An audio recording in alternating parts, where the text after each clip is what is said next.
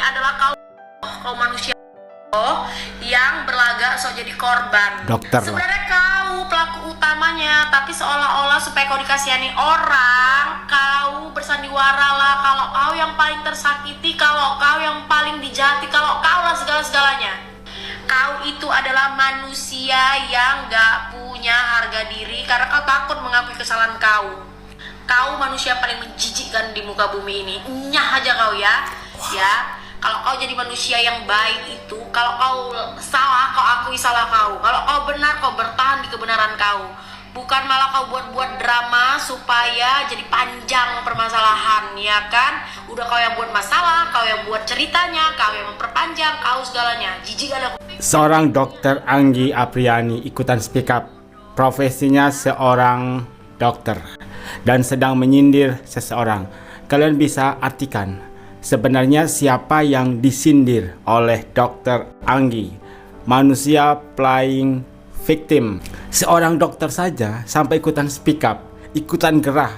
Kemarin ada ustadz ikutan speak up, dan sekarang ada dokter juga. Berarti di sini kalian bisa simpulkan sebenarnya apa yang terjadi. Postingan dari Emma Waroka, 3 kali nyatronin rumah doktif. Hayo, ngapain nyuruh-nyuruh rubah hasil lab? Saksinya ada loh. Jadi saksinya ada ketika DRG ini meminta kepada doktif untuk merubah hasil lab. Hasil lab dirubah untuk apa? Nungguin di rumah doktif terus mau kasih titipan. Ayo, titipan apa yang mau diberikan kepada doktif? Beruntungnya pada saat itu doktifnya nggak ada di tempat. Bagaimana kalau doktif menerima titipan itu, titipan yang begitu spesial? Mereka menawarkan uang miliaran, terus dites sama doktif. Ya udah sini, sambil berkata, nggak akan aku penuhin, nggak akan kamu penuhin. 2 hari kemudian jos maulah, dan ada chatnya semua. Bukti chat terpampang nyata. Mereka setuju bayar, tapi doktif woles no respon. Polela udah terima dan baca bukti chatnya, terkaget-kaget, dan ada upaya jebakan Batman, tapi Gatot alias gagal total. Makanya banyak sekali yang berspekulasi gitu ya, bahwa sebenarnya Nikita Mirzani juga sama persis dengan doktif, dijebak. Guys, banyak yang bertanya kalau Nikita Mirzani merasa tidak bersalah, kenapa sih dia tidak pra peradilan? Nah, sebelum menjawab itu, yuk kita bahas dulu apa itu pra peradilan. Jadi guys, pra peradilan adalah mekanisme hukum untuk menguji apakah proses penyidikan dan penetapan tersangka dilakukan secara sah. Ini diatur di dalam pasal 77 sampai pasal 83 KUHP, dan biasanya diajukan jika ada dugaan penangkapan atau penahanan tidak sah. Kemudian penetapan tersangka tanpa bukti yang cukup, penggeledahan atau penyitaan tidak sah, dan terakhir adalah penghentian penyidikan atau penuntutan yang tidak sah. Jika pra peradilan dikabulkan guys, maka status tersangka batal demi hukum atau netehbar. Tapi ini bukan berarti kasusnya berhenti total. Nah, menurut saya guys, langkah Nikita Mirzani cukup strategis untuk tidak mengajukan pra peradilan. Jadi walaupun menang pra peradilan, kasusnya bisa dibuka lagi guys. Kasus dugaan pemerasan ini kan melibatkan korbannya, yaitu Dr. Reza Gladys. Kalau pra peradilan Sani pun dikabulkan, penyidik tetap bisa melakukan penyelidikan ulang dengan bukti yang baru. Kemudian beban pembuktian tetap ada. Jika penyidik memperbaiki prosedurnya, status tersangka bisa ditetapkan kembali. Artinya Nikita Mirzani akan tetap menghadapi kasus ini, hanya saja lebih panjang prosesnya. Alasan berikutnya adalah mungkin menghindari dampak psikologis dan opini publik. Jadi mengajukan pra peradilan bisa memberikan kesan seolah-olah ada sesuatu yang ingin disembunyikan. Dengan menunggu proses hukum berjalan, kita bisa mengatur strategi lebih lanjut. Jadi guys, jika tidak diajukan pra peradilan itu bukan berarti mengaku bersalah ya.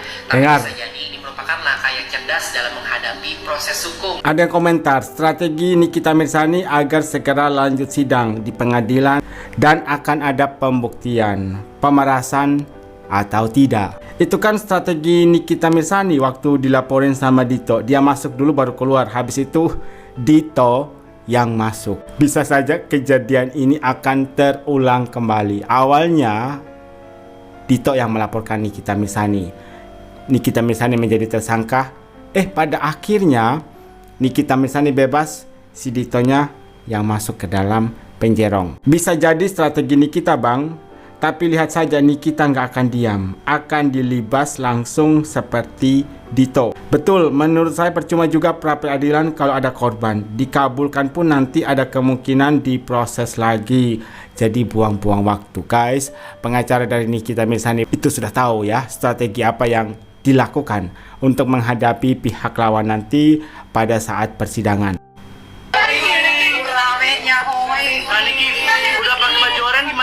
Wartawannya ya ampun. Niki dan Mail resmi ditahan ya guys sebagai tersangka dalam kasus dugaan pemerasan terhadap Dr. Riza Gladys.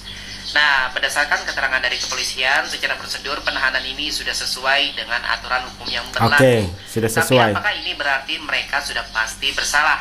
Yuk kita bahas. Jadi dalam proses hukum pidana itu ada beberapa tahapan yang harus dilewati guys. Pertama adalah sebagai tersangka. Nah, saat ini kan Nikita Mirzani dan Mail masih berstatus sebagai tersangka. Ini berarti ada bukti permulaan yang cukup tetapi belum diuji di persidangan. Kemudian sebagai terdakwa. Nah, jika kasus ini dilimpahkan ke pengadilan, status mereka akan berubah menjadi terdakwa. Disinilah proses pembuktian benar-benar dimulai. Yang terakhir adalah sebagai terpidana. Jadi jika pengadilan memutuskan mereka bersalah, barulah mereka disebut sebagai terpidana. Namun mereka masih bisa mengajukan banding, kasasi hingga peninjauan kembali atau PK. Jadi kita harus memahami ya guys bahwa proses hukum masih panjang. Betul. Baik korban, jaksa maupun Nikita Mirzani dan Mail masih memiliki hak dan kewajiban dalam tahapan berikutnya. Apa sih pelajaran penting dari kasus ini? Nah, di era digital seperti saat ini guys, kita harus berhati-hati dalam berkomunikasi dan melakukan segala perbuatan. Betul. Semua bisa direkam dan dijadikan alat bukti hukum. Jika ada kesepakatan yang berhubungan dengan uang atau materi, sebaiknya dibuat secara tertulis agar tidak menimbulkan masalah di kemudian hari. Tetap kawal kasus ini dengan berpikir kritis dan objektif. Saya yakin para pemain ini akhirnya akan terjebak dalam permainan yang mereka buat sendiri. Mereka itu bisa menilai gitu ya, mereka ini dijebak atau tidak. Proses hukum ini berjalan tegak lurus atau tidak. Nah, kita lihat nanti di pengadilan keputusannya seperti apa. Kita lihat profil dari Bapak Sunan Kalijaga. Bapak Sunan Kalijaga ini termasuk orang yang dekat dengan RI1, yaitu Bapak Prabowo. Yang artinya Bapak Sunan Kalijaga ini merupakan bagian dari Partai Gerindra. Kemudian Bela Negara, Kementerian Pertahanan, Ketua Himpunan Advokat Muda, Presiden Maserati Auto Club gitu ya. Tadi di salah satu akun ya, di-spill berapa sih jumlah pembayaran atau nominal yang dibayar oleh Dr. Oki kepada Sunan Kalijaga untuk menjadikan Sunan Kalijaga sebagai kuasa hukumnya. Nanti saya akan bagikan di video berikutnya karena di situ ada beberapa hal yang perlu juga saya sampaikan gitu ya terkait Sunan Kalijaga yang menjadi kuasa hukum dari Dr. Oki.